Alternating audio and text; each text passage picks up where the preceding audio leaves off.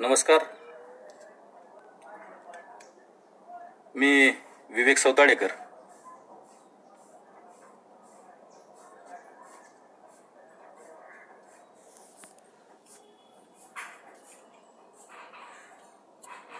नमस्कार.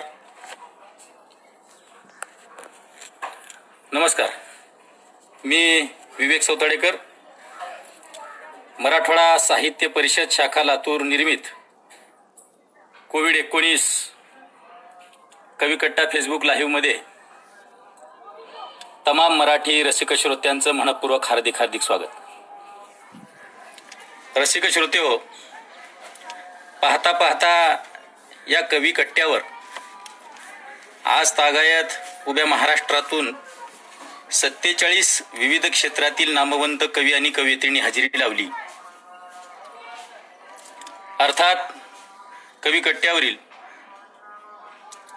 कवी आणि कवयित्रींनी जवळजवळ अर्धशतक आता पूर्ण होत आलेलं आहे. एवढ्या कवींनी या ठिकाणी हजेरी लावली. तरीही आणखी खूप साऱ्या कवींनी आमच्याकडे नोंदणी केलेली आहे.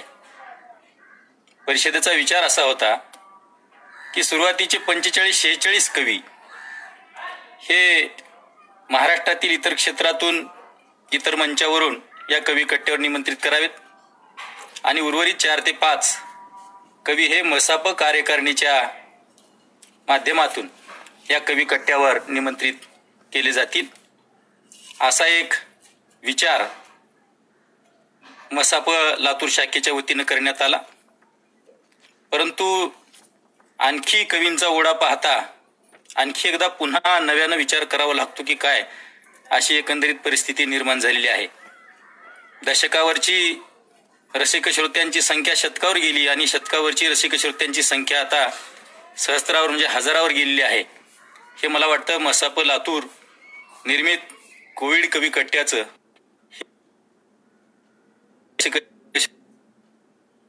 अतिशयोक्ती ठरवणे. परवालाच मसाप कार्यकारिणीवरील शैलजा कारंडे या कवयित्रीने आपलं काव्य पुष्प गुंफलं. आज आणखी एक कार्यकारिणीच्या सदस्या आपण या कविकट्ट्यावर त्यांना निमंत्रित करतोय. तिच्या सदस्या आपण या कविकट्ट्यावर त्यांना निमंत्रित करतोय. बहुतांश प्रमाणामध्ये या 45 आतापर्यंत झालेल्या 47 कवी आणि कवयित्रींचा परिचय देण्याचं बहुतांश प्रमाणात मोठ्या प्रमाणामध्ये काम 2 कवयित्रींनी कार्यकारिणी आहे. त्यापैकी शैलजा कारंडे एक आहेत आणि ज्यांना मी आता निमंत्रित करणार आहे अशा एक कवयित्री या ठिकाणी आपल्याकडे येणार आहेत. खऱ्या अर्थानं परिचयकाराच्या भूमिकेतून त्या आपल्यापर्यंत आलेल्याच आहेत. परंतु तरीही मला वाटतं परिचयकाराचं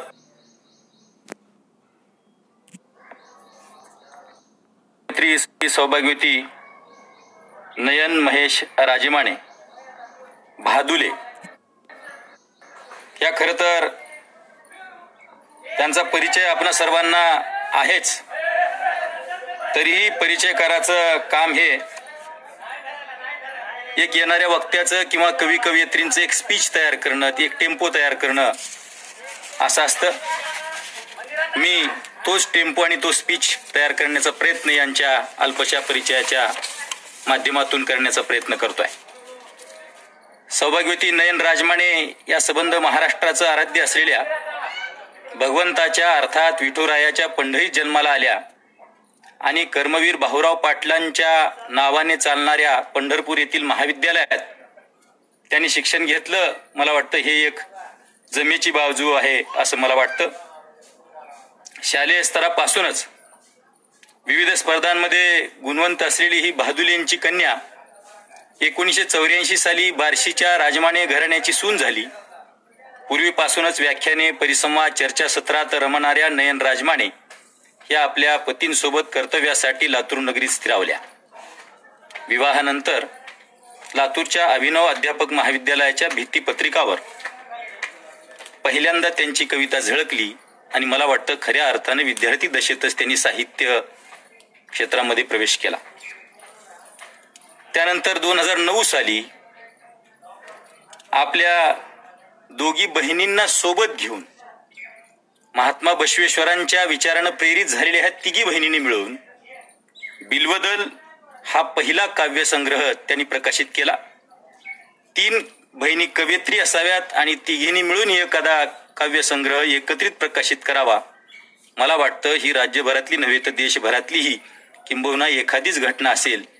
मंगेशकर परिवारातील 3 बहिणी आपल्याला गायिका क्षेत्रात, गायन क्षेत्रात आपल्याला पाहायला मिळतात, परंतु कवितेच्या क्षेत्रामध्ये पहिल्यांदाच असं 3 बहिणींचं आगमन आपल्याला या बहादुले परिवाराच्या वतीनं आपल्याला पाहायला मिळतंय.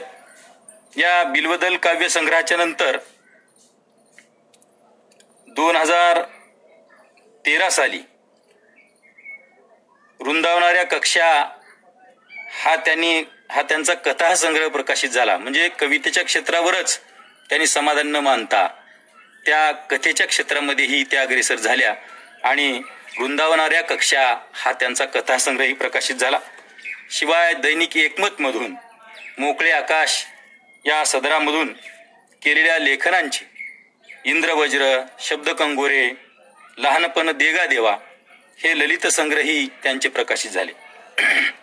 इंद्रवज्र हा लेखसंग्रह पुणे येथील महानगरपालिकेच्या शाळेने संदर्भ ग्रंथ म्हणून स्वीकारला. मला वाटतं ही एक विशेष बाब या ठिकाणी नमूद करावीशी वाटते.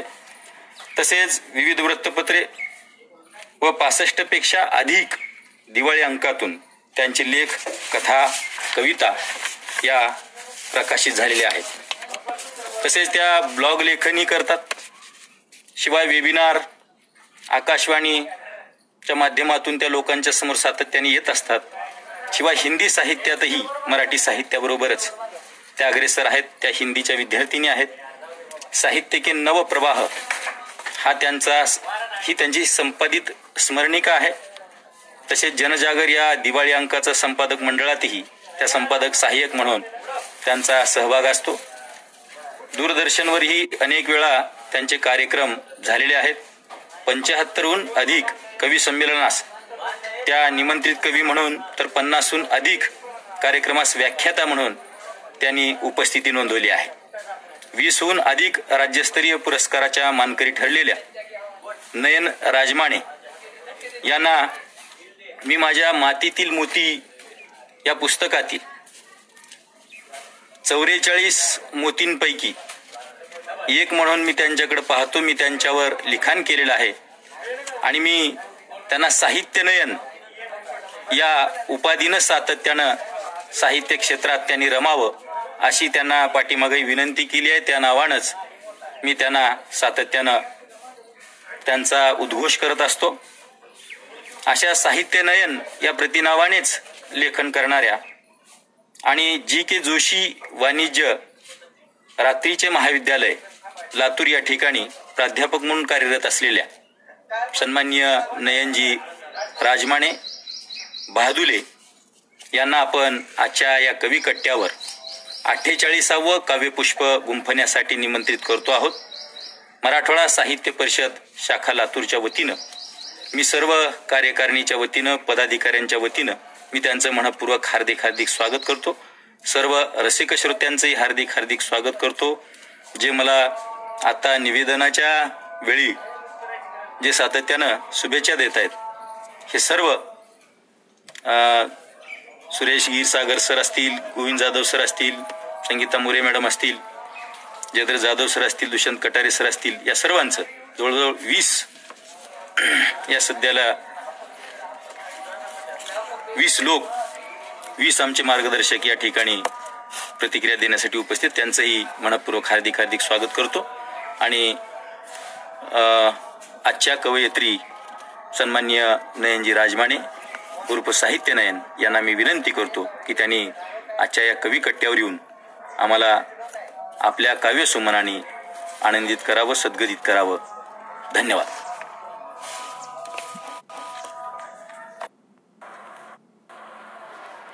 नमस्ते.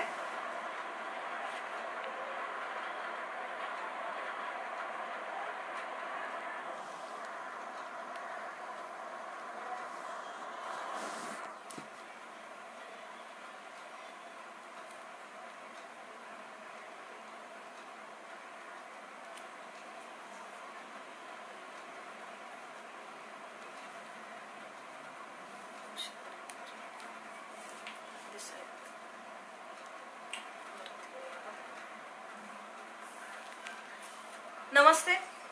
मी नयन बहादुले, राजमाने साहित्य नयन. आज मंचावर मला निमंत्रित केल्याबद्दल मसपा शाखेचे मी मनपूर्वक धन्यवाद मानते. मसपा साहित्य परिषदेतील सन्माननीय सदस्य डॉक्टर जयद्रथजी जाधव, सचिव दुष्यंतजी कटारे, कार्यकारी सदस्य कुसुमताई आरळीकर, प्रकाश घातगिने, नरसिंहजी इंगळे, विवेकजी सौताडेकर, ज्ञानदेवजी राऊत, व्यंकटेशजी जोशी, संगीताजी मोरे, शैलजी कारंडे आणि मी सातत्याने आपल्या समोर आम्ही येतच आहोत. परंतु एक नवी संधी आम्हाला शाखेने उपलब्ध करून दिली की आपल्याही सदस्यांचा साहित्य प्रवास उलगडला गेला पाहिजे आणि त्यासाठी ही संधी दिल्याबद्दल पुन्हा एकदा मी आमच्या पूर्ण शाखेचे धन्यवाद मानते. माझा साहित्य प्रवास सुरू पासून म्हणायला हरकत नाही. जीवनामध्ये अनेक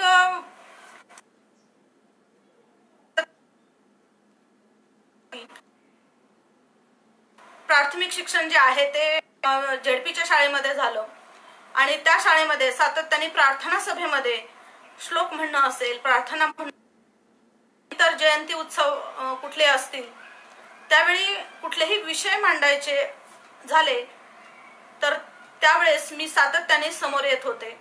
ती संधी मला मिळत होती आणि त्याच्यामुळे एक वेगळा मंचावर येण्याचं लहानपणातच मिळालं आणि आपल्याला काय बोलायचं आहे याच्याविषयी थोडंसं तयारी त्या लहान वयात सुद्धा कोणाच्या तरी मदतीने, शिकवायला असलेल्या शिक्षिका असतील किंवा घरात असलेले आई वडील असतील, मोठ्या बहिणी असतील, यांच्या माध्यमातून ती तयारी करायची सवय लागली आणि तेव्हापासून थोडंसं लिहायला सुरुवात झाली. मग त्यानंतर वक्तृत्व स्पर्धा असतील किंवा भाषणं असतील, अशा अनेक गोष्टींमधून हे अनुभव जे आहेत ते जमा होत गेले आणि याच्यातून बक्षिसं मिळत गेली, स्पर्धांमध्ये भाग आवड निर्माण झाली आणि त्याचा आनंद सुद्धा आई बाई आणि वर्गात जर एखाद्या शिक्षिका जर अब्सेंट असतील म्हणजे त्यांची जर रजा असेल तर त्या काळामध्ये ती वर्ग सांभाळायची माझ्याकडे आणि खर तर जिल्हा कारणीभूत आहे असं मला वाटतं. कारण आपण नेहमीच अंशी पालकांनी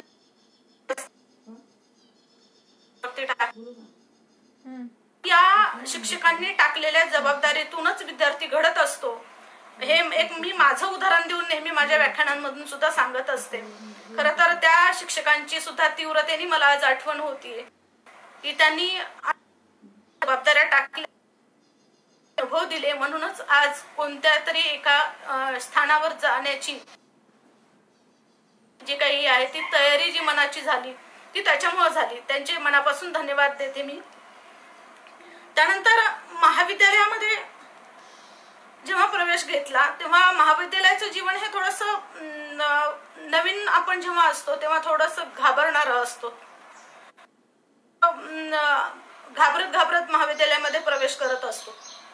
परंतु आमच्याकडे आमच्या सोबत आमचे चुलत काका आणि एक काका माझ्या अगोदरच्या वर्षाला आणि एक काका माझ्या सोबतच.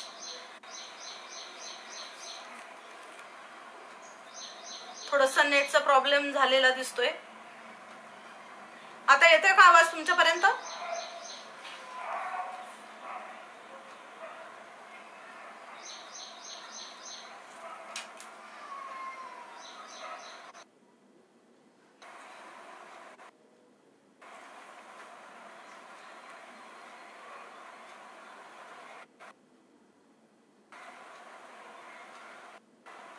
आवाज येतोय तुमच्यापर्यंत?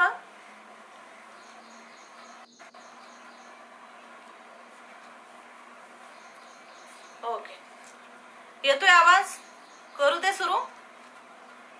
ओके.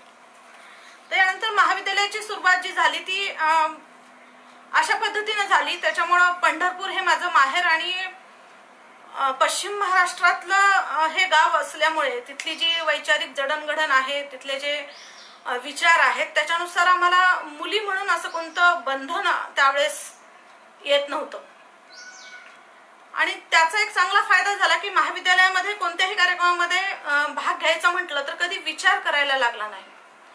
आवड असल्यामुळे आणि संधी उपलब्ध झालेली असल्यामुळे सातत्याने कार्यक्रमामध्ये सहभाग घेत राहिले. माझं महाविद्यालय होतं कर्मवीर भाऊराव पाटील महाविद्यालय, ज्याचं आम्ही शिकत होतो तेव्हा नाव होतं पंढरपूर कॉलेज पंढरपूर. इतकं सुंदर असं वातावरण होतं तिथं. मुलींना कोणत्याही बाबतीमध्ये मागे खेचणं हा प्रकारच कधी अनुभवायला मिळाला नाही. त्याच्यामुळे वेगवेगळ्या कार्यक्रमांमधून सातत्याने सहभागी होणं आणि लीडरशिप करणं जे असतं की सगळ्या मैत्रिणींचा ग्रुप घेऊन कोणताही कार्यक्रम यशस्वी करायचा, तर ती संधी तिथं मला मिळाली. अगदी गेट टुगेदर असू द्या किंवा कोणत्या सहली असू द्या, तर मी असेन तर मैत्रिणी येणार अशा पद्धतीचं एक वातावरण त्यावेळेस तयार झालेलं होतं.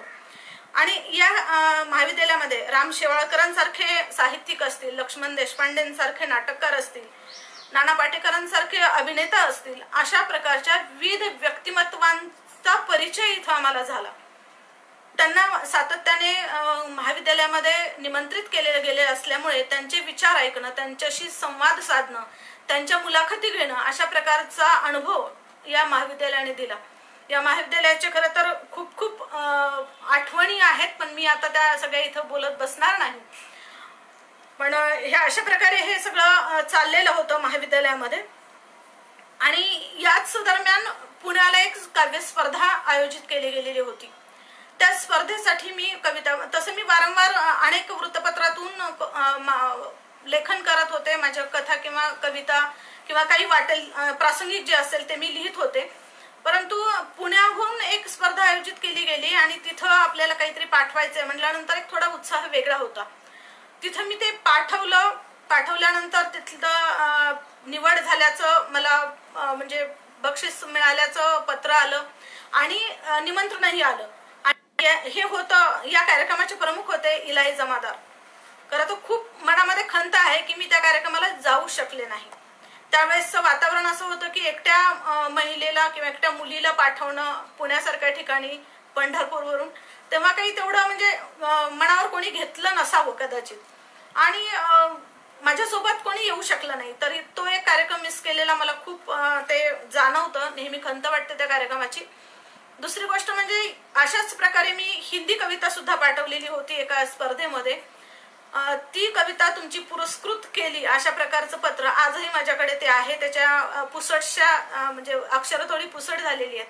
परंतु अशा पद्धतीनं मला महाविद्यालयीन जीवनामध्ये अनेक ठिकाणी जेव्हा प्रेरणादायी अशा गोष्टी मिळाल्या, अशा बसकीची थाप मिळाली, तेव्हा खूप आनंद होत होता. बार्शी सारख्या ठिकाणी कालिदास मंडळ जे होतं तिथे सुद्धा त्यांनी सुद्धा विविध स्पर्धांचं आयोजन केलं होतं आणि याच्यातून एक वेगळा अनुभव, वेगळी प्रेरणा मला मिळत गेली. आणि मला जसं जमतंय तसं मी व्यक्त होत गेले. अगदीच काही मी क्रायटेरिया ठरवून माझ्या आयुष्याची दिशा घेतली नाही, परंतु आवड आणि आवडीतून सगळं जोपासलेले हे छंद, याच्यातून मी पुढे जात राहिले. कालांतराने मग लेख, कथा, ललित हे वृत्तपत्रातून प्रकाशित तर होतच होते. आणि महाविद्यालयामध्ये मला शिकवण्यासाठी त्यावेळेस दत्ता भोसले सर होते, जे ग्रामीण कथाकार म्हणून ओळखले जातात. आणि त्यांच्या मिसेस म्हणजे त्यांच्या पत्नी ह्या पाटील मॅडम, हे दोघेही आम्हाला मराठी शिकवायला होते. तर हे एक भाग्य असतं खरं तर. कारण जेव्हा मला ग्रॅज्युएशन नंतर विद्यापीठात शिकायची संधी होती, तेव्हा मला एक वेगळं प्रलोभन हेच होतं की माझ्या त्यावेळेसच्या बुद्धीनुसार की विद्यापीठामध्ये आपल्याला साहित्यिक लोक शिकवायला असतात आणि आपल्याला जर इतकं आवड आहे साहित्याची, तर आपण साहित्यिक लोकांकडनंच हा सगळा भाग शिकायला हवा, असं एक त्या वयामध्ये वाटत होतं. आणि त्याच्यामुळं तशी एक इच्छा होती, परंतु ती काही साध्य करू मी शकले नाही, कारण ग्रॅज्युएशन नंतर माझं लग्न झालं आणि त्याच्यामुळे मी मराठवाड्यामध्ये आले. तर मी आता अगोदर एक कविता घेते आणि त्यानंतर आपला साहित्य प्रवास सुरूच ठेवूयात. सुरुवातीलाच पंढरपूर माहेर असल्यामुळं विठ्ठलालाच मी विठ्ठलाची कविता घेते. विठ्ठल सावळा. गरिबांचा मावळा विठ्ठल सावळा, रखुमाई भाळला विठ्ठल सावळा. गरिबांचा मावळा विठ्ठल सावळा, रखुमाई भाळला विठ्ठल सावळा. गालात हासला जनात बसला, मनात गायला विठ्ठल सावळा. वैजयंती माळा मदनाचा पुतळा, आगळा वेगळा विठ्ठल सावळा. टाळात दंगला चिपळ्यात गुंगला, कामात गुंतला विठ्ठल सावळा. दीनानाथ संगे लेकरांचा मेळा, जनी म्हणे जना विठ्ठल सावळा. वारीत चालला वारकरी दमला, सेवेला पावला विठ्ठल सावळा. नयन म्हणे बा विठ्ठला वाजे खुळखुळा, नयन म्हणे बा विठ्ठला वाजे खुळखुळा, भुलवी गोपी विठ्ठल सावळा. मांडियेला खेळ रंगबुद्धी बळ, जिंकला मावळा विठ्ठल सावळा, जिंकला मावळा विठ्ठल सावळा. तर अशा पद्धतीनं ही रचना जी आहे ती आत्ताच जी आषाढी वारी झाली त्या दिवशी लोकमतनी आपल्या लोकमत वृत्तपत्राने प्रकाशित केली होती. खरं तर त्यांचे धन्यवाद संपादकांचे. त्यानंतर मी माझ्या मैत्रिणीला खूप आवडणारी अशी रचना घेते. मोठं आईवरची रचना आहे ही, कारण आईनच तर हे सगळे संस्कार केलेले असतात. बाबा हे बाबांच्या कामामध्ये व्यस्त असतात. जरी अदृश्य असा पाठिंबा त्यांचा आपल्या पाठीमागे असला तरी सुद्धा सगळं आपल्याला घडवणारी जी असते ती आईच असते. आई घास भरवत असताना मी मान फिरवत होते. आई घास भरवत असताना मी मान फिरवत होते, ती धाव धावली माझ्यासाठी, ती मला पळवत होते. आई घास भरवत असताना मी मान फिरवत होते, ती धाव धावली माझ्या पाठी, मी तिला पळवत होते. आनंदाने उष्टे काढत सांडलेले पुसत, आनंदाने उष्टे काढत सांडलेले पुसत, कौतुकाने रागे भरून खावं लागतं असं समजावून सांगत. नजर लागू नये मला म्हणून, नजर लागू नये मला म्हणून उरलेले 4 घास तिच्याही नकळत खाऊन टाकत.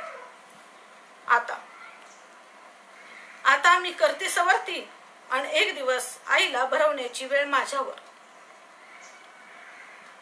आता मी करते सवरती आणि एक दिवस आईला भरवण्याची वेळ माझ्यावर. तिच्या अंगावर सांडलेलं पुसताना डोळ्यात तिच्या विषण्णता, तिच्या अंगावर सांडलेलं पुसताना डोळ्यात तिच्या विषण्णता, अंतर्मन अगदी खचलेलं. 4 घास भरवायचे राहिलेले खाऊ शकले नाही मी तिचं, 4 घास भरवायचे राहिलेले खाऊ शकले नाही मी तिचं उरलेलं. नाही उदात्त होता आलं मला तिला नजर लागू नये म्हणून, नाही उदात्त होता आलं मला तिला नजर लागू नये म्हणून. तिचे उरलेले 4 घास तिच्याही नकळत, तिचे उरलेले 4 घास तिच्याही नकळत खाता आले नाही मला. तिच्यासाठी काळजीचा सूर व्यक्त करण्या इतकं मोठं, तिच्यासाठी काळजीचा सूर व्यक्त करण्या इतकं मोठं होताही आलं नाही मला, होताही आलं नाही मला. धन्यवाद. तर अशा पद्धतीनं माझा प्रवास सुरूच होता. हे सगळं करत असताना खरं तर आयुष्यामध्ये आपल्या अनेक व्यक्ती येतात, त्या आपल्याला घडवतात आणि त्यांचं ऋण आपण व्यक्त करण्याचा प्रयत्न करत असतो. आयुष्यामध्ये अनेक असे प्रसंग असतात की त्याच्यामध्ये आपण त्यांचा ऋण व्यक्त करत असतो किंवा एक उतराणी म्हणून काहीतरी त्यांच्या प्रति सेवा आपली देत असतो. हे सगळंच सुरू होतं आणि ग्रॅज्युएशन नंतर माझं लग्न झालं. मला पुढे शिकायचं होतं आणि मी इथं आल्यानंतर BEd ला प्रवेश घेतला. अभिनव अध्यापक महाविद्यालयामध्ये माझं BEd झालं. त्यावेळेस जेव्हा एखाद्या वर्षानंतरचा जो कालावधी होता, 1 वर्ष जो गॅप माझा पडलेला होता शिक्षणामध्ये, त्यानंतर माझी कविता भित्तिपत्रकावर लागणं किंवा अंकांमधून येणं महाविद्यालयाच्या, याच्यासारखा मला दुसरा आनंद नव्हता. खरं तर ही माझ्यासाठी खूप महत्त्वाची गोष्ट होती. खूप मी आनंदून गेले होते की पुन्हा एकदा माझ्या या प्रवासाला सुरुवात होतीये आणि अभिनव अध्यापक महाविद्यालयातल्या त्या भित्तीपत्रकावरच्या कवितेने मला खूप खूप आनंद दिला आणि प्रेरणा दिली. त्याच्यानंतर दयानंद महाविद्यालयामध्ये MA केलं. MA ला असताना अनेक वेळा मला खरं तर आता महिलांच्या शिक्षणाविषयी किंवा लग्न झालेल्या महिलांच्या शिक्षणाविषयी काय वेगळं मी सांगायची गरज नाही, परंतु त्या सगळ्या तारेवरच्या कसरतीमध्ये अनेक वेळा वेळ देणं खूप मुश्किल व्हायचं. पण रामानुज गिल्डा सर, हिंदीचे माझे गुरु, जे आता हयात नाहीत, त्यांच्या खूप आठवणी आहेत. तर त्यांनी आग्रह करून मला लिहायला लावलं की तू उत्तम लिहितेस. आणि याचा एक सुंदर प्रसंग सांगेन. जेव्हा मला महाविद्यालयाकडून नोटीस मिळाली की तुम्हाला महाविद्यालय कंटिन्यू करावं लागेल, रेग्युलर कॉलेजमध्ये यावं लागेल आणि एक्झाम द्याव्या लागतील, तेव्हा मी महाविद्यालयामध्ये गेले. अन्यथा मी घरी बसूनच एक्झाम देत होते. आणि त्यानंतर जेव्हा मी कुठलाही क्लास अटेंड केलेला नव्हता किंवा काही नव्हतं, अचानक जाऊन दिलेली परीक्षा होती ती, आणि त्याचा पेपर जेव्हा घेऊन रणसबे सरांनी मला क्लासरूममध्ये बोलवलं, समोर सगळे वर्ग शिक्षक बसलेले होते आणि मी घाबरलेली होते. कारण एकतर मी नवीन होते, मला कोणाचाही परिचय नव्हता आणि मी जाऊन अगदी अंगठ्याकडे बघतच उभी राहिले होते की आता काय म्हणणार आहेत आणि मला काय ऐकायला लागेल.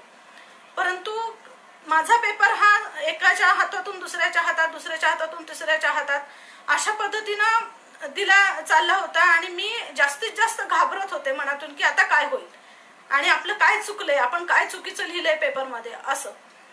पण हे सगळ्यांनी बघून झाल्यानंतर जेव्हा रणसबे सरांनी मला शाबासकीची थाप दिली, तेव्हा खरंच खूप खूप म्हणजे काय भावना काय होते मी आता शब्दबद्ध नाही करू शकत. अशा त्या भावना होत्या. कारण सगळ्यांनी माझ्या भाषा शैलीचं कौतुक केलं होतं. आणि माझ्यासाठी एक आनंदाची गोष्ट अशी होती की 1 महिन्यापूर्वी माझे जे गुरु होते ग्रॅज्युएशनचे इथे हिंदी विभागाचे, कंगळे सर, तर ते महाविद्यालयामध्ये येऊन गेले होते. 1 महिन्या अगोदर त्यांना इथं गेस्ट म्हणून बोलवलेलं होतं. आणि याची मला जरा सुद्धा कल्पना नव्हती. मला खूप वाईट वाटलं की सर इथे येऊन गेले आणि म्हणजे माझी भेट झाली नाही. परंतु त्यांचा उल्लेख म्हणजे मला अगोदर त्यांनी विचारलं ना, तू कुठल्या महाविद्यालयातून आली आहेस, तुझे शिक्षक कोण होते वगैरे, हे सगळं त्यांनी मला विचारलं. आणि मग मी जेव्हा सांगितलं आणि त्यांनी जेव्हा माझं कौतुक केलं तेव्हा खरंच मला खूप आनंद झाला.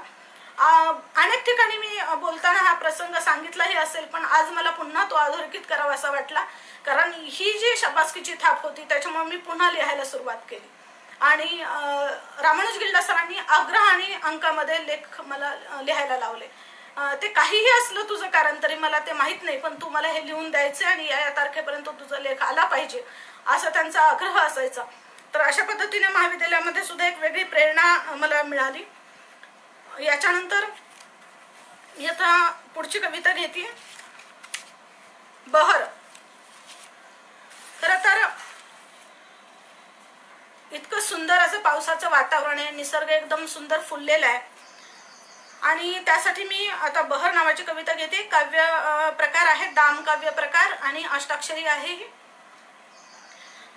ठेवा धरणीचा सखे खोल जपून ठेविला, ठेवा धरणीचा सखे खोल जपून ठेविला, तिच्या सौभाग्याचा ठसा जन्मोजन्मी राखीला, तिचा सौभाग्याचा ठसा जन्मोजन्मी राखीला, जन्मोजन्मी राखीला आठवणी साठवणी.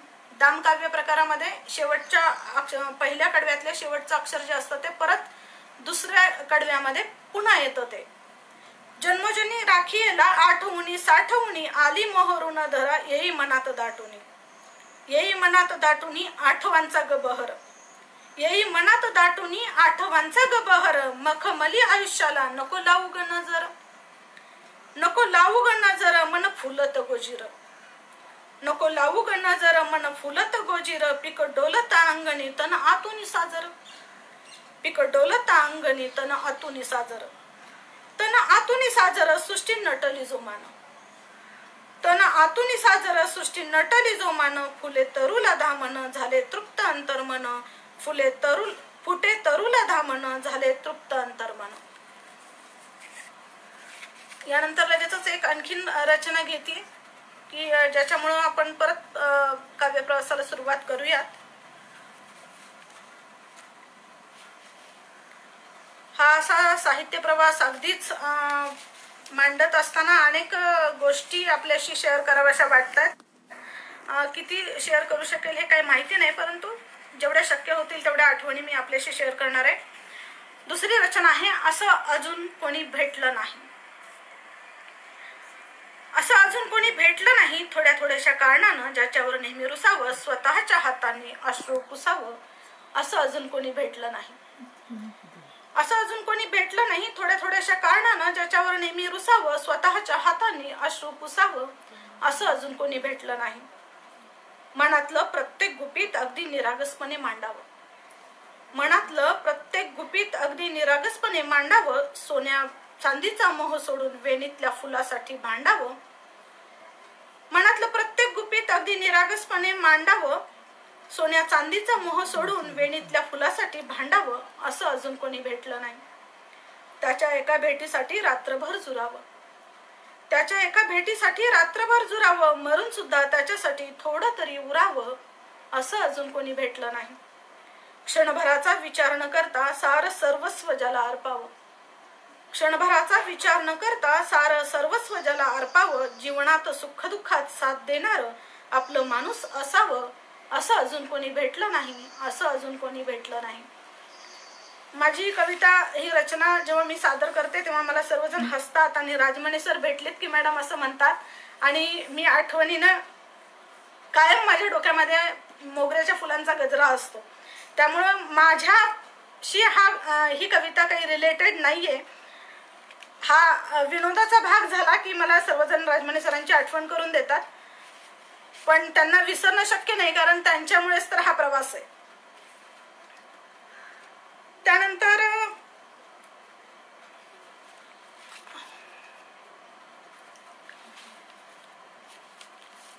पुन्हा थोडासा असा विचार केला की चला आपण खूप दिवस झालं की खरं तर मी खूप महत्त्वपूर्ण सगळे श्रोते, रसिक, साहित्यिक, मान्यवर मंचावर उपस्थित आहेत आणि सर्वजण हो हो सर, सौताडेकर सर, राजमणी सर भेटलेत. मी आत्ताच कबुली दिली त्याची. तर सर्वजण खूप छान कमेंट देत आहेत, खूप कौतुक करत आहेत, खूप प्रेरणा मिळत आहे त्यांच्यामुळं. पण फक्त मी आपल्या सर्वांचा उल्लेख आता करत नाहीये, कारण मग कार्यक्रम सगळा अव्यवस्थित व्हायला लागतो. तर मनापासून सर्वांचे खूप खूप धन्यवाद. मग थोडीशी पठारावस्था जी आलेली होती ग्रॅज्युएशन नंतरचं शिक्षण वगैरे झाल्यानंतर, तर नंतर असं ठरवलं की चला आपण आता आणखीन काहीतरी केलं पाहिजे. आणि मग एका म्हणजे हायस्कूलमध्ये जॉईन झाले आणि MPhilला ॲडमिशन घेतलं आणि लेखनाला पुन्हा सुरुवात केली. वृत्तपत्रातून लेखनाला पुन्हा सुरुवात झाली आणि हे इतकं सुंदर होतं लेखन करणं की इतक्या वाचकांच्या प्रतिक्रिया येत होत्या. खरं तर एका महिलेने वृत्तपत्रामध्ये लेखन करत असताना नंबर द्यावा की नाही द्यावा याच्यावर पण चर्चा झाली होती, परंतु मी अगदी बिनधास्तपणे तो नंबर दिलेला होता. आणि अनेक रसिक श्रोते नेहमी फोन करायचे. खरं तर एका शेतकऱ्याची एक आठवण मला आपल्याला सांगावीशी वाटते. एक शेतकरी होता जो शेतामध्ये काम करत होता आणि त्याने मला फोन केला. मी त्यावेळेस ज्ञानप्रकाश बालविकास केंद्रामध्ये काम करत होते आणि तिथं मला तो फोन आला आणि म्हणे ताई माझ्याकडं बॅलन्स नाहीये, तुम्ही मला फोन कराल का, मला तुम्हाला बोलायचंय, तुमचं लेख मी वाचलाय. तर मी म्हणाली हो मी करेन फोन. आणि मी त्यांना माझा वेळ जेव्हा मला होता तेव्हा मी त्यांना फोन केला. तर त्यांचं असं म्हणणं होतं की मी आता शेतात काम करतोय आणि माझा मुलगा हा एकमतची पुरवणी घेऊन आलाय आणि त्याच्यामध्ये तुम्ही राणी चेन्नम्मांबद्दल लिहिलेलं आहे. आणि राणी चेन्नम्मा म्हणजे तो म्हणतोय की राणी चेन्नम्मा म्हणतात ह्या मॅडम हे लिहिलंय, परंतु ह्या तर झाशीच्या राणी दिसत आहेत, कारण त्या पण घोड्यावर बसलेल्या होत्या आणि त्यांच्या पण हातात तलवार आहे, ढाल आहे, हे सगळं त्यांनी पाहिलं होतं. आणि त्याच्यासाठी तो म्हणतो की ताई हे कसं, म्हणजे सांगा ना, मलाही त्याला काही सांगता आलं नाही. आणि मग खूप वेळ आमचा संवाद झाला आणि त्यांनी सांगितलं की धन्यवाद ताई, म्हणे तुमच्या ह्या लेखनाची आवड आमच्याकडे वाचायची इतकी आवड लागलेली आहे की आमचं घरभार सगळं ते वाचत असतं आणि वेगवेगळं काहीतरी आम्ही त्याच्यातून जाणून घेत असतो. जर अशी काही अडचण मला परत आली तर मी तुम्हाला नक्की फोन करीन, पण माझ्याकडे बॅलन्स नसणार आहे, मी तेवढा म्हणजे बॅलन्स नाही टाकू शकत फोनमध्ये बोलण्या इतका, तर तुम्ही मला परत फोन कराल का? तर मी म्हणाल हो, का नाही करणार. कारण जर एखाद्या घरामध्ये अशी वाचन संस्कृती आपल्या लेखनामुळे रुजत असेल तर आपण नक्कीच हे करायला हवं असं मला वाटलं. आणि अशाच पद्धतीनं अनेक लेखन म्हणजे पुढचं लेखन जे आहे ते सुरू राहिलं माझं. यानंतर आता एक कविता घेतली, एकटीच. ही पण रजनीला आवडणारी कविता आहे, मोठं आवडणारी कविता होती ती, शैलजाला आवडणारी होती खूप. मी खडकावर रुजणार बी, मी खडकावर रुजणार बी, ज्याला नाही घातलं जात मुद्दाम पोषक खत पाणी. मी खडकावर रुजणार बी, ज्याला नाही घातलं जात मुद्दाम पोषक खत पाणी. ती मात्र काळ्याशार जमिनीत तज्ञांच्या सल्ल्याने प्रमाणात घातलेल्या पोषक खत पाण्यात वाढलेली. ती मात्र काळ्याशार जमिनीत तज्ञांच्या सल्ल्याने प्रमाणात घातलेल्या पोषक खत पाण्यात वाढलेली. दोघींचा प्रवास होतो सुरू घडण्या बिघडण्याचा, दोघींचा प्रवास होतो सुरू घडण्या बिघडण्याचा, अधूनमधून धडपडण्याचा. तिला सावरायला अनेक हात पुढे येतात, तिला सावरायला अनेक हात पुढे येतात. मी मात्र लढत राहते स्वबळावर एकटीच, मी मात्र लढत राहते स्वबळावर एकटीच. धन्यवाद. तर अशा पद्धतीने हा साहित्य प्रवास सुरूच होता.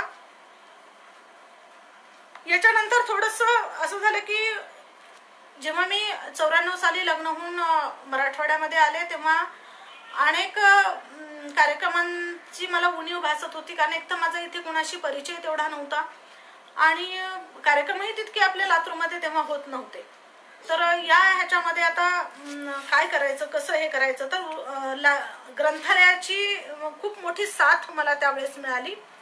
आणि या ग्रंथालयाच्या साथीनं मी अनेक पुस्तकांचं वाचन केलं, खूप साऱ्या पुस्तकांचं वाचन केलं. तो एकटेपणा जो होता तो माझा त्याच्यामुळे भरून निघाला. आणि ह्या वाचनामध्ये एकच प्यालासारखं नाटक असू द्या किंवा ययातीसारखी कादंबरी असू द्या किंवा दाभोळकरांच्या विचारांची पुस्तकं असूयात, अशा अनेक पुस्तकांचं वाचन मी त्या काळामध्ये केलं. आणि कालांतराने कार्यक्रमांना हजेरी लावायला लागले. कुठेही कार्यक्रम असेल तर मी अगदी अवश्य तिथं उपस्थित राहत असे, आवडीनं उपस्थित राहत असे. आणि या ठिकाणी अशीच उपस्थित राहता राहता एक दिवस 31व्या मराठवाडा साहित्य संमेलनाचं निमंत्रण आलं. आणि ह्याचं पूर्ण श्रेय जातं ते डॉक्टर भास्कर बडे यांना. भास्कर बडे सरांनी त्याचं निमंत्रण दिलं. मी पहिल्यांदा मराठवाड्यातल्या मंचावरती आले. त्या अगोदर मी पश्चिम महाराष्ट्रामध्ये मंचावर अनेक वेळा गेलेली होते, परंतु मराठवाड्यातल्या मंचावरती, मोठ्या मंचावरती, लहान मंचावरती तर अनेक कार्यक्रम मी केलेलेच होते. ज्ञानप्रकाशच्या माध्यमातून अनेक कार्यक्रम आयोजित केले होते. तिथं आयोजक म्हणून होते किंवा अनेक वेळा मुख्य भूमिका निभावत होते. परंतु साहित्य क्षेत्रातलं असं मोठं मंच होतं ते हे होतं. आणि तिथं मी माझ्या कवितेच्या मंचावर मराठवाड्यातल्या सुरुवात झाली. खरं तर बडे सरांचे धन्यवाद मानते मी. आणि माझी रचना ठेवते जुनेर. आलं आभाळ दाटून दुःख मनात नाचलं, आलं आभाळ दाटून दुःख मनात नाचलं, सारी पाटाच्या अंगणी अश्रुनयनी टिपलं. आलं आभाळ दाटून दुःख मनात नाचलं, सारी पाटाच्या अंगणी अश्रुनयनी टिपलं. वाटे पिचली बांगडी, वाटे पिचली बांगडी माझे कपाळ करंटे, वाटे पिचली बांगडी माझे कपाळ करंटे, झुला झुलाया मनाचा जाते वेगळ्याच वाटे. सुख क्षणाचे तरीही, सुख क्षणाचे तरीही दारी सजून बसते, दुःख मनाचे जरासे खालू माने तर रुसते. सार जुनेर आयुष्य, सारे जुनेर आयुष्य जरा फुलाया बघते, सारे जुनेर आयुष्य जरा फुलाया बघते, साज फुलांचा लेऊन कळी कळी उमलते, साज फुलांचा लेऊन कळी कळी उमलते. धन्यवाद. त्यानंतर खरं तर मी कमेंट बघायचं टाळते, पण खूप जण संवाद साधतायत. धन्यवाद. रजनीने पुन्हा एकदा टाकले की खडकावरचं बी नक्की घे ग. घेतलं नक्की. मी आता तुझ्या आवडीची कविता मी आता सादर केली. त्यानंतर रचना घेते स्वप्नांचा जागर. खरं तर आपण आयुष्यात नात्यांनी समृद्ध असतो आणि जेव्हा आपण नात्यांनी समृद्ध असतो तेव्हा आपल्याला बाहेरचा जो उन्हाळा असतो तो जाणवत नसतो. पण जेव्हा एकटी स्त्री हा सगळा प्रवास करत असते, काही कारणाने एकल स्त्री असते, कधी ती घटस्फोटित असू शकते किंवा कधी ती अविवाहित असू शकते किंवा कधी ती विधवा सुद्धा असू शकते. तर जेव्हा ती आपल्या माणसांपासून खूप दूर असते, एकटी असते, तेव्हा स्वप्नांचा जागर मध्ये मी तिचे भाव मांडलेले आहेत की ती कोणत्या जिद्दीनं जगत असते, ती किती ताठमानेने जगण्याचा प्रयत्न करते. स्वप्नांचा जागर. दूर चालता चालता फुलं करपे अंगणी, दूर चालता चालता फुलं करपे अंगणी, घे पदरा मायेचा नवा सदरा लेऊनी. दूर चालता चालता फुलं करपे अंगणी, घे पदरा मायेच्या नवा सदरा लेऊनी. जिन हालाकीच ती ताट मानेनं जगते, जिन हालाकीच ती ताट मानेनं जगते, कष्ट वारे मापती रोज झोकात झेलते. नियतीच्या डावाला, नियतीच्या डावाला रोज झेलत भांडते, करताना दोन हात मन सुखाने डोलते. नियतीच्या डावाला रोज झेलत भांडते, करताना दोन हात मन सुखाने डोलते. मनी घाली धुमाकुळ, मनी घाली धुमाकुळ, घर धण्याचा आठव, क्षणोक्षणी रेंगाळतो सुख स्वप्नांचा जागर, क्षणोक्षणी रेंगाळतो सुख स्वप्नांचा जागर. धन्यवाद. आपल्या प्रतिक्रियेबद्दल खूप खूप धन्यवाद. यानंतर प्रवास जो होता तो एमफिलचा. एमफिल मध्ये घर, नोकरी आणि कर्तव्य, दोन छोट्या मुली, या सगळ्या जबाबदाऱ्या पेलत असताना मी एमफिल केलं आणि एमफिलला एक ग्रेड A+ मिळालं. याच्यासारखा मला दुसरा आनंद नव्हता. या एमफिल करत असतानाच काहीच दिवसामध्ये असं वाटलं की आपण आता, कारण 8-9ला मी एमफिल केलं आणि 2010च्या दरम्यान आम्ही तिघी बहिणींनी मिळून बिलबदल हा कविता संग्रह काढला. कविता संग्रह काढायचा असं एक खूप मनात होतं. हो अनिता, मी घेतेय, हिंदी रचना पण घेतेय शेवटी सगळ्याच्या. तर असं एक मनात आलं की आपण तिघीही पण लिहितोय. मोठ्या बहीण उमा कोल्हे अलिबाग आणि छोटी बहीण जी आतापर्यंत सोलापूरला होती पण आता पंढरपूरला आहे, आशा पाटील. तिघी पण आपण लिहितोय. तर आई वडिलांना समर्पित आपण आपलं काव्य करूयात आणि पहिलं पुस्तक काढलेलं आम्ही तिघी बहिणींनी मिळून काढलं आणि ते आई बाबांना समर्पित केलं. याच्याबद्दलची एक चांगली आठवण म्हणजे अंकुर साहित्य संमेलन अकोलेला जे होतं, अकोटला, तिथे जे अंकुर साहित्य संमेलनाचे त्या ग्रुपचे प्रमुख होते, आता ते नाही आहेत, हेमंत शेकोकार सर. तर त्यांनी ही संकल्पना एवढी उचलून धरली की त्यांना इतकं छान वाटलं की एका घरातल्या 3 बहिणी लिहिणाऱ्या आणि या तिघींचा मिळून एक कविता संग्रह असणं, ही त्यांना खूप वेगळी संकल्पना वाटली आणि त्यांनी त्याचं कौतुक केलं आणि त्या पुस्तकाला अंकुर साहित्य संमेलनामध्ये पुरस्कार देऊन गौरव केला. ही एक खूप सुंदर आठवण आहे त्याची. आणि त्याच पुस्तकाच्या बाबतीतला दुसरा एक किस्सा असा आहे की त्या पुस्तकाचं जेवढंही मानधन आम्हाला मिळालं ते आम्ही मातोश्री वृद्धाश्रम येथे देण्याचं ठरवलं आणि आम्ही ते अगोदरच ठरवलं होतं आणि तिथेही आम्ही तो संग्रह दिलेला आहे. म्हणजे संग्रह पण दिला आणि त्याचं मानधन पण तिथं भेट म्हणून त्यांना दिलं.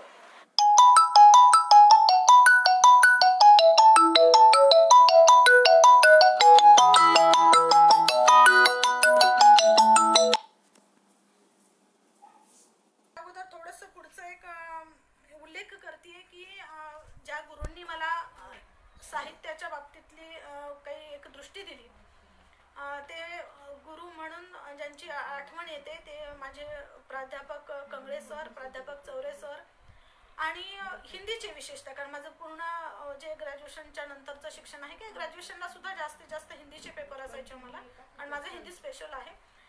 आणि आता जेव्हा मी MPhil केलं तेव्हा माझे गाईड होते नागनाथजी कुंटे सर. त्यानंतर आता PhD करते तर PhDचे सर आहेत मार्गदर्शक सतीशजी यादव सर.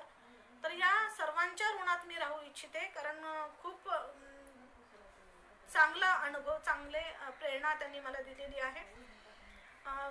कविता घेते अंतर. एक मी होते, एक ती होती. एक मी होते, एक ती होती. एक वेळेच्या बंधनात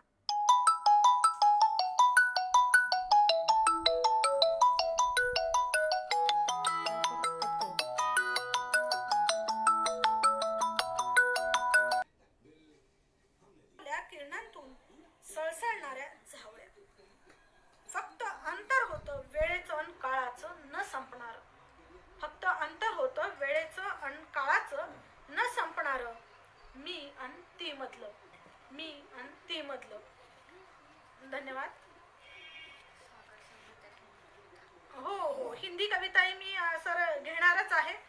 अगदीच मी म्हटलं नाही का की आणि त्यांनी पण जेव्हा सांगितलं की तुमची हिंदी रचना होऊ द्या, तर मी म्हणाले तिला की मी ती शेवटी घेतेय म्हणून. तर मी आता आनंद सोहळा ही एक रचना सादर करते. खरं तर आनंद वाटतोय की आताच माझे लक्ष गेलं आणि उमाताईची कमेंट दिसते, माझी मोठी बहीण. धन्यवाद ताई. आनंद सोहळा. काही पक्षांचेही थवे पहा नजरेत घेते. काही पक्षांचेही थवे पहा नजरेत घेते. काही क्षण जमल्यास माझ्या सोबतीला घेते.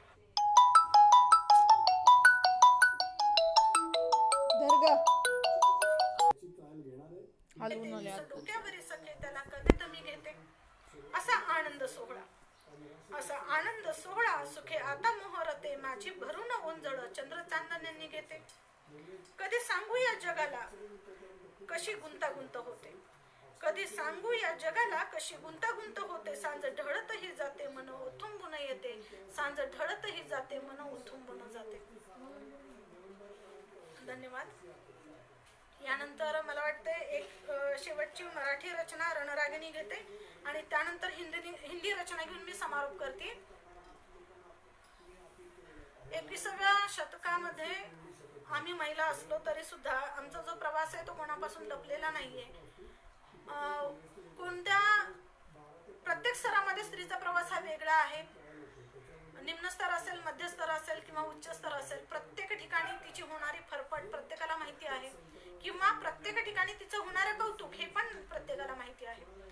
सगळ्याच बाजू असतात, नाण्याला दोन बाजू असतात नाही. तर मी तर म्हणते की शब्दांना जसे कंगोरे असतात तशी स्त्रीच्या सगळ्याच व्यक्तिमत्वाला कंगोरे असतात. आणि ह्या शब्द कंगोऱ्याचा एक अनुभव तुम्हाला शेअर करते. परवाच मला एक महिनाभरापूर्वी एक फोन आला आणि दुपारची वेळ होती आणि त्या फोनवरती जवळपास 82 वर्षाचे सद्गृहस्थ मला बोलत होते. त्यांनी मला विचारलं की तुम्ही नयन राजमाने का? तर मी म्हणाले हो. तर मला तुम्हाला बोलायचंय. तर म्हटलं बोला. तर मी आता तुमचं पुस्तक वाचलं आणि अशा प्रकारचं लेखन तुम्ही इतकं सुंदर लिहिलेलं आहे आणि असं मी कधी वाचलं नव्हतं आणि अशा प्रकारचं लेखन सहसा कुणी करत नाही. तुम्ही असंच करत राहा. त्यांनी खूप खूप कौतुक केलं. आता ते शब्द माझ्याकडे खरं तर मी प्रत्येक शक्य होईल तेव्हा मी रेकॉर्ड करून ठेवलेले प्रत्येकाचं हे असं, आणि याचं माझ्याकडे रेकॉर्ड आहे. तर त्यांनी मला असं म्हणाले की तुम्ही मग कुठे काय किंवा असं सगळं आमची चर्चा झाली आणि मी त्यांना विचारलं की तुम्ही कुठे असता? तर ते म्हणाले मी बडोद्याला असतो. बडोद्याच्या वाचनालयाच्या वरतीच मी तिथं म्हणजे माझ्या घराच्या वरती वाचनालय चालतं आणि तू जेव्हाही बडोद्याला येशील तेव्हा नक्की माझी भेट घे. मला हे खूप आवडलेलं आहे आणि माझी पुस्तकं मी तुला पाठवून देण्याचा प्रयत्न करतो. पण एक त्यांनी हे पण सांगितलं की ताई मी आता तुला बोलतोय ना ग, पण मला आठवण नाही राहत. मी आत्ता वाचलं आणि खूप मला छान वाटलं आणि म्हणून मी लगेचच तुला फोन लावला. तर नंतर मला तू आठवणीनं फोन कर. तर मी म्हणाले हो, मी नक्की फोन करेल आपल्याला. आणि त्याने ही पण गोष्ट सांगितली की ते बडोद्याच्या राजघराण्याचे जे कवी होते, राजघराण्याचे कवी हे खूप मानाचं पद आहे, त्या कवींचे ते नातू आहेत. तर अशा ह्या व्यक्तिमत्वाचं मला फोन येणं, असे खूप खूप अनुभव गाठीशी आहेत. पण आता ते सर्वच इथं नोंद करणं शक्य नाही. परंतु अगदीच हा ताजा अनुभव होता परवाचा, म्हणून मी आपल्याशी शेअर केला. तर त्यामुळेच असं मला वाटतं. आणि म्हणून मी सासर, माहेर आणि समाज या तिन्हीच्या पण ऋणात राहते. कारण माहेरी पण तसंच वातावरण होतं, सासरी पण खूप चांगला प्रतिसाद मिळाला आणि समाजाने सुद्धा खूप साथ दिली, खूप कौतुक केलं, प्रेरणेची थाप दिली आणि त्याच्यामुळेच हे सगळं घडू शकतंय याचं मला अगदी मनोमन आनंद आहे आणि मी त्यांच्या ऋणात आहे. कविता ठेवती रणरागिणी. तू 21व्या शतकाकडे वाटचाल कर, सहकार्याने सामंजस्याने भेद सीमा नष्ट कर. तू 21व्या शतकाकडे वाटचाल कर, सहकार्याने सामंजस्याने भेद सीमा नष्ट कर. हसत हसत नवी आव्हाने स्वीकार, हसत हसत नवीन आव्हाने स्वीकार. लिलया भेद समाजकंटकांचा नकार, लिलया भेद समाजकंटकांचा नकार. लाचखोरी भ्रष्टाचार दिवाळखोरी गाडून टाक, लाचखोरी भ्रष्टाचार दिवाळखोरी गाडून टाक. येणाऱ्या शतकातील स्वपराक्रमाने झाकून टाक, येणाऱ्या शतकाला स्वपराक्रमाने झाकून टाक. उन्हा पडेल हिमालयही तुझ्या जिद्दी पुढे, उन्हा पडेल हिमालयही तुझ्या जिद्दी पुढे. रणरागणी तू वीरांगणाचा वारसा तुझ्याकडे, उन्हा पडेल हिमालयही तुझ्या जिद्दी पुढे. रणरागिणी तू वीरांगणांचा वारसा तुझ्याकडे. ना आकाशाची सीमा ना रूढींचे पाश, ना आकाशाची सीमा ना रूढींचे पाश. होशील ना तू भारतभूचा श्वास, होशील ना तू भारतभूचा उज्ज्वल श्वास. धन्यवाद. वा, माझी लेख पण कट्ट्यावर आलेली आहे. आकांक्षा घेवारी राजमाणी. चला, म्हणजे घरात असणारी लेख जेव्हा सासरी जाते आणि त्या सासरहून आपल्याला पाहते म्हणतानाचा आनंद हा वेगळा असतो. घरातली लेख तर आहेच सोबत सातत्याने. खरं तर ह्या सुट्ट्यांच्या ह्याच्यामध्ये काळामध्ये माझी छोटी मुलगी अपूर्वा ही माझी आई झाली. कारण PhDचा अभ्यास करण्यासाठी ती मला दटावत असते. मी जेव्हा साहित्याच्या अनेक उपक्रमांमध्ये रमते तेव्हा ती मला आठवण करून देते की तुला अभ्यास करायचा आहे. खरं तर ह्या दोघींच्या ऋणातच आहे मी पण.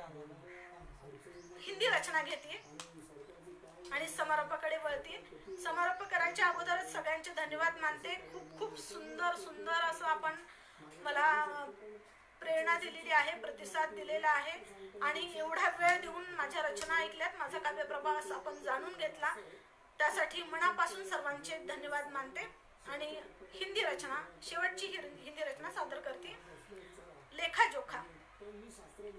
मौन में रहकर हसमुख जी रही थी, मौन में रहकर हसमुख जी रही थी, वेदना व्यथा आहे भर रही थी.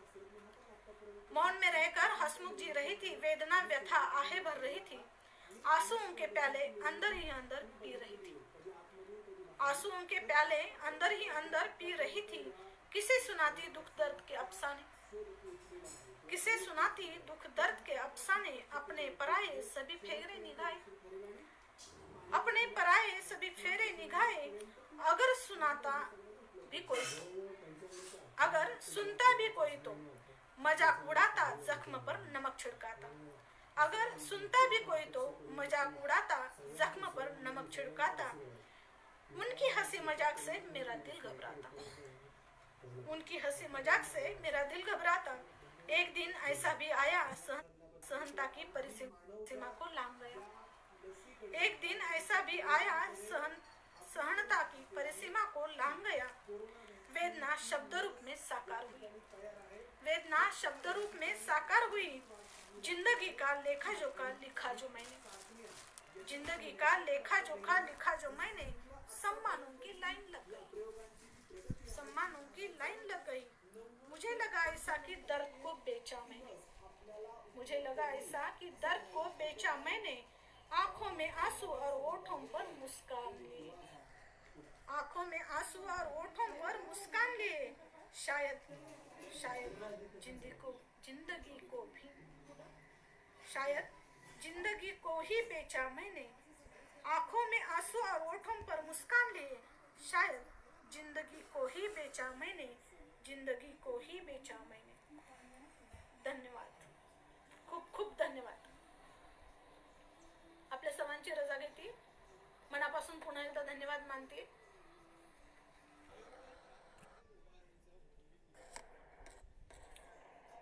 धन्यवाद मॅडम. खरं तर ज्यांच्यासोबत अनेक वर्ष आपण राहिलो आहोत, साहित्य परिषद असेल, रत्नपुरी रसिक मंच असेल, हिंदी साहित्य परिषद असेल, या विविध मंचां मी स्वतः काम करतो. मी मातीतील मोती या पुस्तकामध्ये म्हणजे माझ्या 44 मोतींपैकी एक मोती राहिलेल्या अशा नयनजी राजमाने यांच्या विषयी काय काय बोलावं, कारण त्यांचं खूप सारं मटेरियल माझ्याकडे, त्यांचा प्रदीर्घ परिचय मगाशीही माझ्याकडे होता, परंतु परिचयाला काहीतरी मर्यादा असते, त्यामुळं अल्पसा परिचय देऊन मी या ठिकाणी थांबलो होतो. परंतु कार्यक्रमाच्या नियमाचा एक भाग म्हणून त्यांचं आभार मानणं मी औचित्यपूर्ण समजतो. यांनी आपलं माहेर पंढरपूरच्या विठुरायाच्या अभंगापासून आजची काव्ययात्रा सुरू केली. त्यानंतर स्वामी तिन्ही जगाचा आई विना भिकारी असं ज्या आईविषयी बोललं जातं, अशा आईच्या विषयी कविता म्हणताना त्या थोड्याशा भावूक झाल्या, गहिवरल्या. त्यानंतर पीक ही कविता त्यांनी सादर केली. तसेच असं अजून कुणी भेटलं नाही ही थोडीशी रोमॅन्टिक कविता ही त्यांनी सादर केली. मी आदरणीय महेशजी राजमाने साहेब यांना विनंती करतो की मॅडमला एकदा आपण व्यवस्थित भेटून घ्यावं, म्हणजे त्यांची ही खंत अपूर्ण राहणार नाही. हा विनोदाचा भाग जरी सोडला तरी एकाहून एक सरस अशा अनेक कविता मॅडमनी या ठिकाणी सादर केल्या. जुनेर असेल, स्वप्नांचा जागर असेल इत्यादी कविता यांनी सादर केल्या. मधोमध एका स्त्रीला शिक्षण घेत असताना किंवा साहित्याचा प्रवास करत असताना, सांस्कृतिक क्षेत्रात वावरत असताना येणाऱ्या ज्या अडीअडचणी असतात त्याचा जीवन प्रवासी अत्यंत उत्तम अशा शब्दांमध्ये त्यांनी या ठिकाणी मांडला. त्याचबरोबर झिम्माड पाऊस या कवितेला रसिक श्रोत्यांनी मोठ्या प्रमाणात दाद दिल्याचं या ठिकाणी दिसून आलं. नारी प्रबोधन मंच असेल, बहिणाबाई वाचक मंच असेल किंवा लेखिका साहित्य संमेलन असेल, या विविध स्त्री विषयक चळवळींच्या माध्यमातून काम करणाऱ्या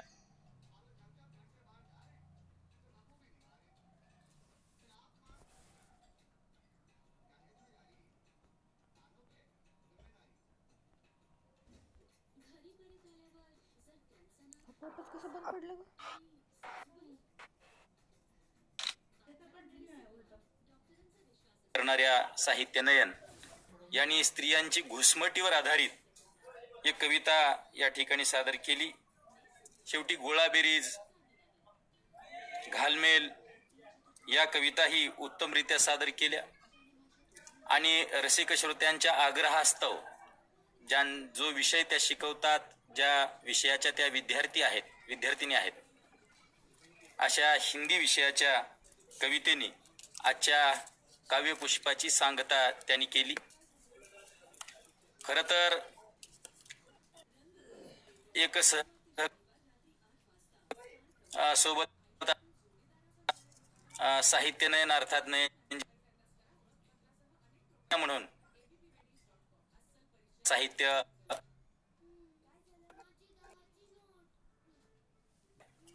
म्हणून मराठवाडा साहित्य परिषद कोविड-19 त्यावर आणि विविधांगी कविता या ठिकाणी सादर केल्या.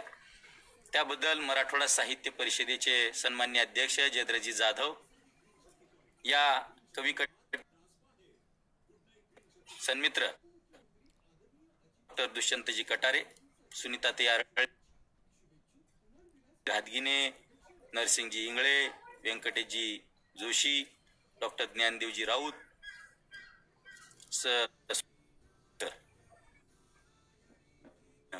मी लेखकांच्या भावी इच्छाही देतो. उद्या आपण याच वेळी सायंकाळी 5 वाजता आमच्याच मराठवाडा साहित्य परिषदेच्या कार्यकारिणी कविवर्य, उत्कृष्ट पोवाडेकार आणि उत्कृष्ट नावलौकिक आहे असे नरसिंगजी इंगळे यांच्या सोबत कवी कट्ट्यावर भेटूया. तत्पूर्वी सर्व रसिक श्रोत्यांचं विशेषतः मला ते नमूद करायचं होतं की दररोजच्या पेक्षा आजची रसिक श्रोत्यांची कोविड कट्ट्यावरची गर्दी ही वाखाणण्याजोगी होती सागर सर. त्याच्यामुळं सर्व रसिक श्रोत्यांचं ही मराठवाडा साहित्य परिषद शाखा लातूरच्या वतीनं मी मनपूर्वक हार्दिक आभार व्यक्त करतो. याची 50शी जवळ येत आहे, पुढं आग्रह वाढतो आहे, त्याचाही विचार साहित्य परिषदेचे सर्व पदाधिकारी बसून या ठिकाणी करतील आणि आपल्याला नंतर सुचवतील. मी सर्व रसिक श्रोत्यांचं, कवयित्रींचं पुन्हा एकदा हार्दिक आभार मानतो आणि याच ठिकाणी थांबतो. धन्यवाद.